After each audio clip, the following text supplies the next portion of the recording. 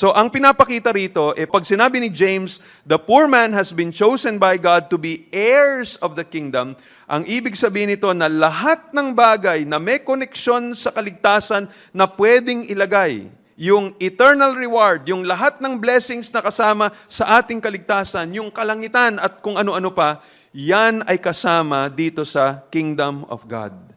Sa pananaw ng mga tao, ang isang tao who is a Christian and yet poor, sa tingin nila, wala siyang kwenta, wala siyang kahit na anong bagay dito sa mundong ito, but from God's point of view, from a biblical point of view, he is an heir of the kingdom. Yung pinakapulubi, pinakapobre na mananampalataya is promised a kingdom.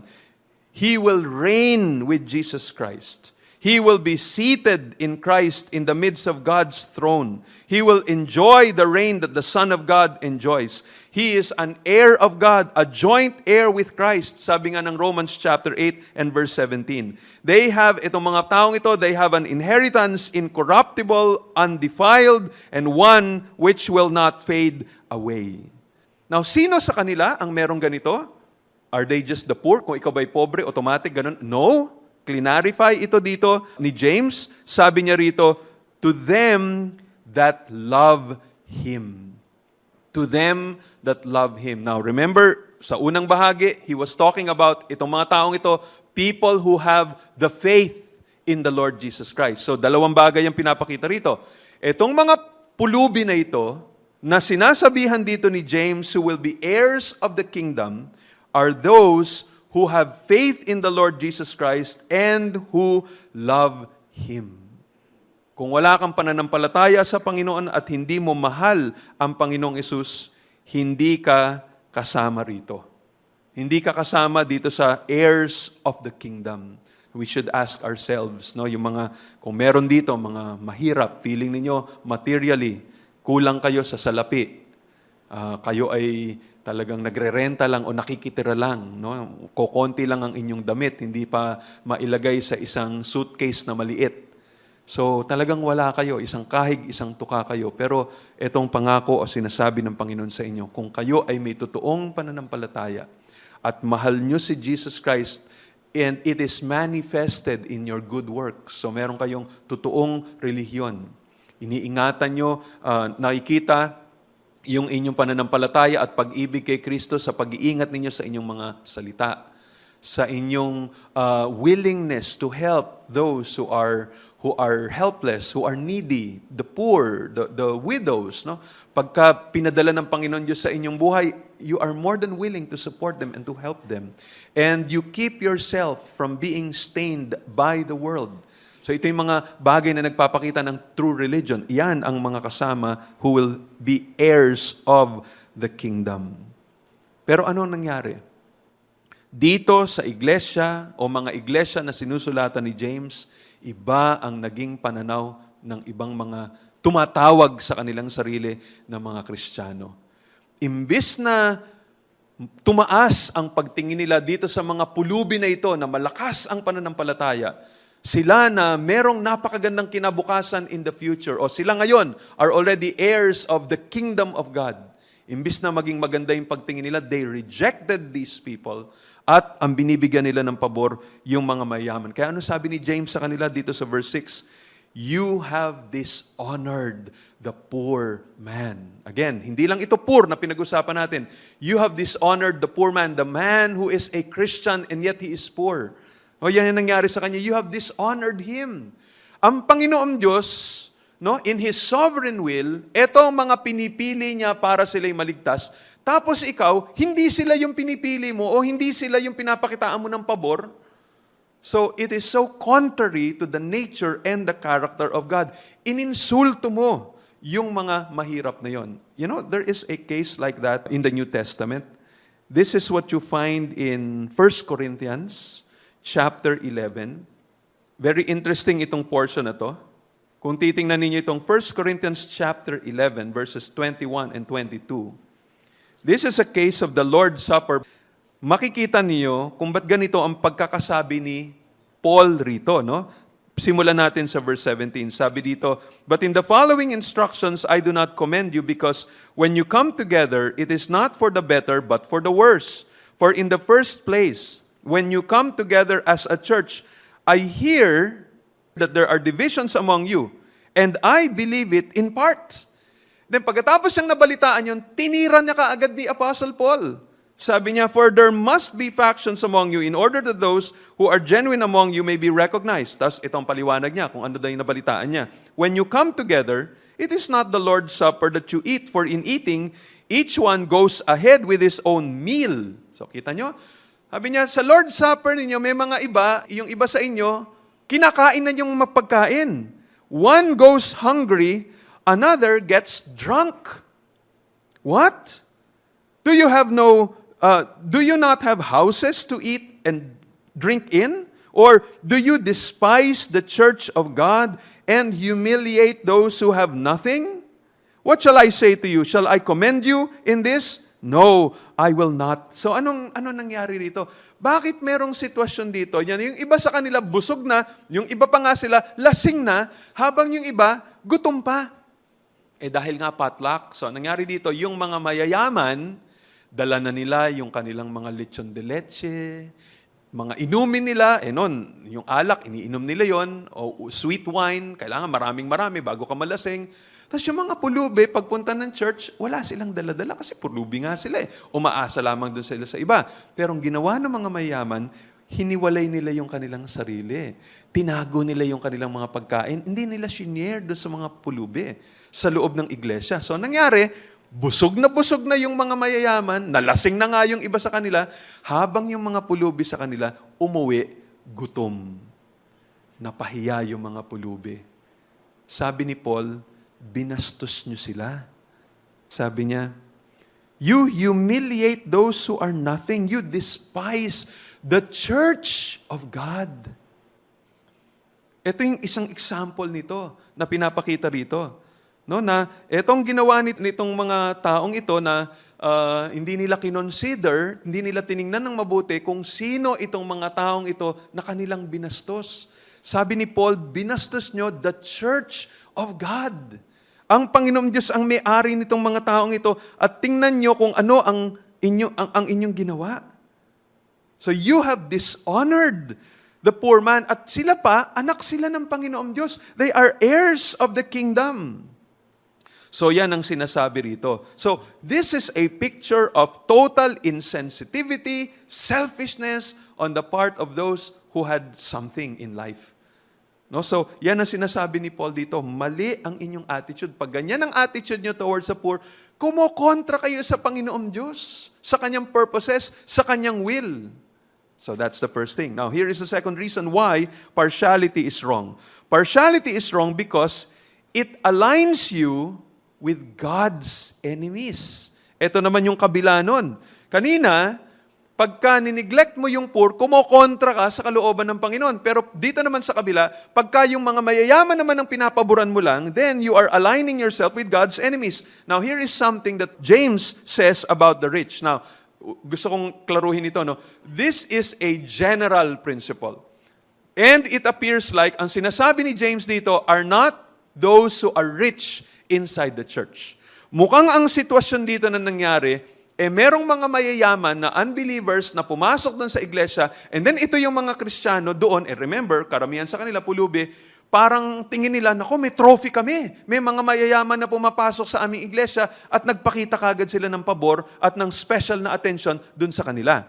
So, hindi sinasabi rito yung mga Kristiyanong mga mayayaman. Kasi, tinan nyo, sabi niya dito, no, are not the rich ones who oppress you? He says several things about the rich. Sabi niya, and the ones who drag you into court. Tapos dagdag pa niya, are they not the ones who blaspheme the honorable name by which you were called? So, ito ay ebidensya na he was not referring to the wealthy Christians. Ang sinasabi niya rito na the rich who oppress you, ito yung mga mayaman, generally speaking, in society, na hindi nananampalataya kay Kristo, na ino-oppress o mga nagpe-persecute sa mga mananampalataya. So, tingnan niyo ang description niya sa kanila. Una, are not the rich ones who oppress you? Mabigat na salita itong oppress na ito. In the Septuagint, the Greek translation of the Hebrew Old Testament, It means or it describes brutal and tyrannical deprivation of one's rights.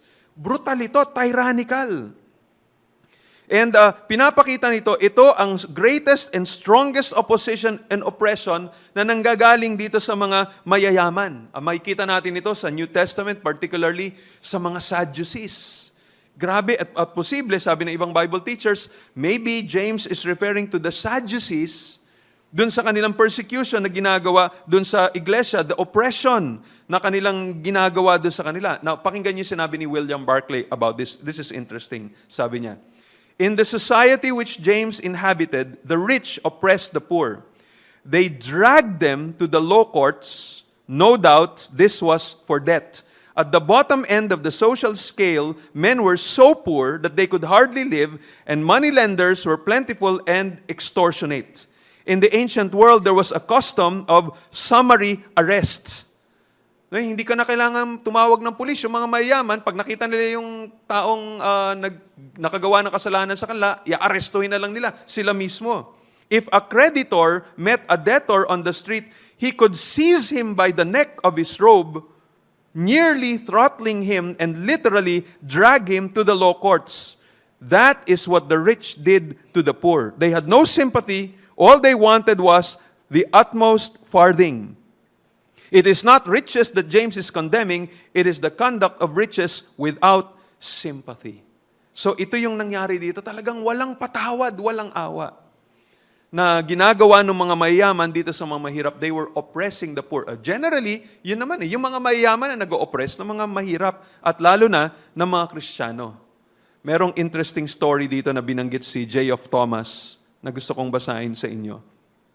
Sabi niya rito, ang kwento niya, there are too many stories about power which landlords and coal mine owners used to have who ran entire communities and had churches and preachers in their pockets. Ang gusto niya sabihin na sa kanilang panahon daw, sabi ni J. of Thomas, merong mga mayayaman ng mga tao na grabe yung kanilang kapangyarihan. In fact, may control pa sila dun sa mga pastor. Parang sila yung siguro nagpapasweldo o nag-hire dun sa mga pastor, dun sa kanilang mga communities. Now, sabi niya rito, Earl Kelly was the pastor of Ridgecrest Baptist Church in Jackson, Mississippi. A friend of his became pastor of a church in a small Delta town, and that church was in the pocket of a local landowner. So yung iglesia na yon, sinusustentuhan nitong mayaman dun sa kanilang lugar. During his first year in that town, he uncovered a terrible record of economic oppression which had made that farmer rich. So may nadiskubre daw itong pastor na to, na anomalya na nangyari, kaya yung farmer yumaman. The pastor got increasingly indignant at all he heard, and so one Sunday morning, he preached a fearless sermon on Christian honesty. Dahil sa nababalitaan yun, grabe nag-preach siya ng isang mabigat na sermon against yung ganong klaseng lifestyle and promoting Christian honesty. On Monday, pagdating ng kinabukasan, the landowner called to see him. He told him, sabi ng landowner, how much his ministry was helping him and his family. In fact, sabi daw nitong mayaman na to, you mean so much to me personally that I want to show you my gratitude. And he gave the pastor a check for a sizable amount of money. Binigyan niya ng malaking amount ng pera, ng cheque. The pastor was very touched. That was the exact sum of money he owed the bank, which was controlled by the rich man. He thanked the man warmly. His eyes were filled with tears. Maluha-luha yung pastor. Pero niya, binigyan ng malaking pera ng mayaman. Just as the cotton planter, yun yung pastor, was leaving, he turned at the door and he said to the preacher, hindi yung pastor, yung cotton planter, yung may-ari ng plantation, yung mayaman na tao. Nung paalis na raw yung pastor sa pintuan, eto sinabi niya, by the way, I assume you have preached your last sermon like the one you preached yesterday. We don't need that kind of preaching in our church. Sabi niya, sa palagay ko naman, huling preaching na yung tulad nung ginawa mo kahapon. Alam mo, hindi namin pinapayagan yung ganyang klaseng preaching dito sa iglesia. Trinet siya, no? Pinagsabihan siya nitong mayaman na ito. Without a moment's hesitation, sabi ni J. of Thomas, the preacher tore the check into shreds Pira-piraso niyang pinunit yung cheque and dropped it into his waste basket. Then he looked at the planter, yung mayaman na yun, straight in the eye as he said, "All the money in the world could not make me alter the contents of the gospel as I understand it." It was, alas, the last sermon he preached on honesty in that church as he got fired on the basis of some trumped-up charge a little later. So, oo, naging huli na ang preaching niya yon kasi next time, tinanggal na siya bilang pastor. So, ano pinapakita rito? Here is an example. Are not the rich ones who oppress you? This is just a real example na sinasabi ni J. of Thomas na kung saan may kita natin, yung mga mayayaman, they're the ones oppressing the Christians, the poor Christians. Pangalawa, ano pa? They are the ones who drag you to court. So, ito, makikita natin na madalas nangyari dyan. Sino ba ang nagkikiha dito sa mga pulubi? Di ba? Yung mayaman. Yung makaka-afford ng magagaling na mga lawyers. Yung may koneksyon dito o sa ganyang klaseng korte. Konting mali mo lamang, pag may nagawa kang hindi nila nagustuhan, handa ka nilang, sabihin lang sa, magkita tayo sa korte. They just do that immediately. So, sabi ngayon ni James, eto kayo, ang sinasabi ni James rito, tingnan ninyo ang ginagawa nitong mga mayayaman generally, they're the ones who oppress you, they're the ones who drag you to court. And yet, sila yung pinapakitaan niya ng special favor. Don't you realize that? Ayan ang sinasabi ni James dito. And then, one more thing that he says about the rich men, sabi niya, are they not the ones who blaspheme the honorable name by which you were called? So, pinapakita nito that he's not referring to Christians who are rich. He's referring to the rich na they are the ones who blaspheme the honorable name of the Lord Jesus Christ. Of course, yun ang ibig sabihin nitong the honorable name. This is referring to Jesus Christ. By which you were called. Kailan ba nangyayari itong they are called? In water baptism. People at that time, and of course even today, are baptized in the name of Jesus. In the name of Jesus Christ. And so, when you're baptized, you call yourself a Christian. So sabi dito, eto mayaman, are they not the ones who blaspheme your name as a Christian? Di ba sila yung mga nagsisira, sila yung nagbablaspheme ng pangalan ni Jesus Christ? And the fact that it says, blaspheme the honorable name, pinapakita na si Jesus Christ ay Diyos. Because you can only blaspheme the name of the Lord Jesus Christ kung siya ay Diyos. Because blasphemy is a sin against deity. So itong ginagawa daw nila kay Jesus Christ. Now, how were they doing that? Now, pakinggan niyo uli si William Barclay. It shows us paano yung mga mayayaman were blaspheming the name. Sabi rito ni William Barclay, the wealthy slave owners may have insulted their Christian slaves or the slaves' new lord and master because of several reasons. The believing slave would have a new sense of independence and thus no longer cringe at his master's power. He would have a new sense of honesty and thus not go along with his master's dishonest practices. Iba yung nangyari . Dati takot siya. Dati lahat na sabihin ng kanyang master, itong pulubi, itong slave, sunod lang. Pero ngayon na nakilala na niya si Jesus Christ, there's a new freedom, a new liberty. He has a new master. So pag sinabihan sa ng master niya, punta ka doon pero magsinungaling ka, sabi mo ganito, ganyan. Hindi na siya sumusunod. Ba't hindi mo ako sinusunod? Tatanggalan kita ng trabaho. Hindi na siya natatakot. And so, ang naging epekto nito dito sa mga mayayaman na to, they blasphemed the name of Jesus Christ. Di ba? Kasi nagulat sila, ba't itong taong ito hindi na sumusunod sa akin? Of course, kasalanan kasi yung pinagagawa nila sa kanilang mga slaves. And so, they were blaspheming the name of Jesus Christ. No? Pagka trineten sila, hindi na natatakot itong mga slaves na ito. Pati priorities itong mga slaves na to, iba na. Dati, kung ano sabihin lang ng master, kahit na araw ng pagsamba, kailangan sumunod lang sila doon. Pero ngayon, talagang binibigyan na nila ng priority ang Panginoon. Inuuna nila ang Panginoong Diyos. Of course, kailangan din maintindihan natin na yung slave during New Testament times doesn't necessarily mean yung slave lagi na concept natin na parang talagang kahit ano na lang ang sabihin ng master, dapat sumunod. Sometimes, and I think this is why the English Standard Version, ginawa nila na yung salitang doulos, sometimes it's translated slave and sometimes it's translated bond servant. It is to show na merong mga tao noon who had masters pero they were bond servants. Ibig sabihin, they could have work. In fact, yung ibang mga bond servants noon could even have their own slaves.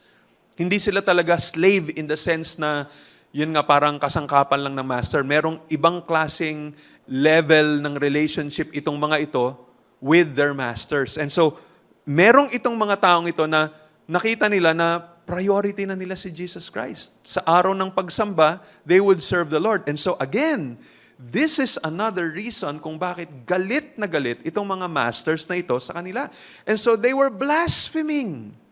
Parang sabihin na lang natin, kunyari, sa sitwasyon natin ngayon na sasabihin halimbawa ng isang katulong na, Ma'am, pwede po ba sa Sunday, hindi po ako magtrabaho, day off ko muna. Kahit na ilang oras lang kasi po, sasamba ako sa Panginoon. Ha? Bakit sasamba sa Panginoon? Dito ka lang sa bahay, manood ka lang ng TV. Hindi po, talaga pong, meron kaming gawain sa iglesia na gusto ko pong pagsilbihan ng Panginoon. May part po ako sa music team. Ha? Music team? Bakit? Anong ginagawa? Kumakanta ka ba doon? So, yung mga ganong klaseng pang-iinsulto, ito yung sinasabi rito, are they not the ones who blaspheme the honorable name by which you were called? Okay, so buuin natin ito. Yan ang pinapakita rito. Ano ginagawa ni James? Napaliwanag niya kung bakit mali itong pagpapakita ng partiality or favoritism towards the poor, yung mga may kaya. Kasi itong mga may kaya na to, ito ang kanilang ginagawa. They are the ones who oppress you. They are the ones who drag you into court. They are the ones who blaspheme the name of the Lord Jesus Christ. Yung kanilang puso is not submitted to God. They feel hindi nila kailangan ng Panginoon Diyos, generally speaking. Pero yung mga pulubi na pinili ng Panginoon Diyos, they are the ones who are chosen by the Lord to be strong in faith. They are the ones who love the Lord. They are the ones na sinasabi rito ng Panginoon who are heirs of the kingdom, and yet, sa loob ng iglesia, hindi sila ang pinapakitaan ng ganong klaseng atensyon. Sabi ni James, mali yun. Bakit mali? Because you are acting contrary to the purposes of God. Because if you show that kind of favor dun sa iba, based on the externals, you are acting contrary to the gospel. You are not showing that you are a true child of God. You are just showing evidence. You are not a genuine Christian. And so sa atin ngayon, as we close itong pag-aaral na to, pag-isipan po natin na mabuti ito. Tayo ba ay mga totoong mananampalataya? O sa pamamagitan ng ating relationship with others, particularly dun sa mga mayaman at sa mga mahihirap, pinapakita ba natin na talagang sa totoo lang, worldly tayo? Makamundo ang ating pag-iisip. Ang gusto natin, may makuhang pabor mula sa mga mayayaman. Ang gusto natin, kilala tayo na, alam mo, pare, kaibigan ko yung mayaman na yan, yung may-ari ng ganitong, bahay at ganyan. Kaibigan ko yon, close friend ko yon. Yung ganong klaseng pag-iisip ay kontrang-kontra sa kalooban ng Panginoon. Nais ng Panginoon Diyos ang maging hero natin sa ating isipan, yung gusto nating makadikit, gusto nating mga kakampi, ay yung mga taong may tunay na takot sa Panginoon Diyos. Mga taong may tunay na pananampalataya sa Panginoon. Mga taong may tunay na pag-ibig sa Panginoon Diyos. Sa totoo, whether they are rich or poor. Siguro yun, gawin ko na ring general. Whether rich or poor. Kasi ang sa totoo, hindi mo na tinitingnan yung damit nila. Hindi mo na tinitingnan saan sila nag-aral. Hindi mo tinitingnan kung anong posisyon nila. Ang importante, whether ikaw ay mayaman o ikaw ay mahirap, kung ikaw ay spiritually mature, ikaw ay may special place and honor sa loob ng iglesia. Kung ikaw ay lalaki, mayaman ka man o mahirap at spiritually mature ka, maayos ang paghawak mo ng Biblia, maayos ang judgments na ginagawa mo, you can be an elder of the church. Yan ang mga taong gusto nating ihirang, gusto nating i-honor, gusto nating i-recognize sa loob ng ating iglesia. At kung ganun ang ating gagawin, we are being like God. We are showing to the world, yan ang ibig sabihin ng Ebanghelyo. Yan ang character ng ating Panginoon Diyos. Sana mga kapatid, talagang maawa ang Panginoon sa atin. Sana tayo, ganito tayo. Hindi lamang sa area, as I said before, pag-raise up ng mga elders, pagkapakita, even in the area of church discipline. Pwede kasing magpakita ng pabor-pabor pagdating ng church discipline. Ay, dahil mayaman ito. Ay, dahil ito. Kaya kaming dalhin sa korte. Naku, wag na natin siyang galawin. Baka kasi makipagkasuhan yan eh. Hindi. Parang sasabihin mo dito, ang importante is sumusunod ba tayo sa salita ng Panginoon? I-honor namin yung mga ino-honor ng Panginoon Diyos. Gagawin namin kung anong nararapat. We will show no partiality. And oftentimes, as I said, that's very difficult for a church that's poor. It's very difficult for a church na walang mga koneksyon. That's very difficult for a church na talagang walang mga influential na mga tao dun sa loob ng kanilang iglesia. But the Lord Jesus Christ, or James is saying, be godlike in this sense. Gayahin niyo, Panginoon Diyos. Huwag kayong mag-alala. The Lord is going to be with you. He will protect you. He will bless you.